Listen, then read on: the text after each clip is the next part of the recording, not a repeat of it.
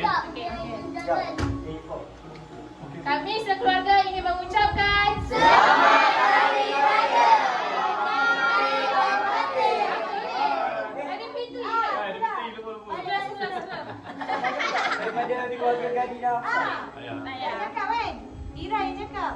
Nanti kat lah. Kami dari keluarga Gani dan Hamzah ingin mengucapkan Selamat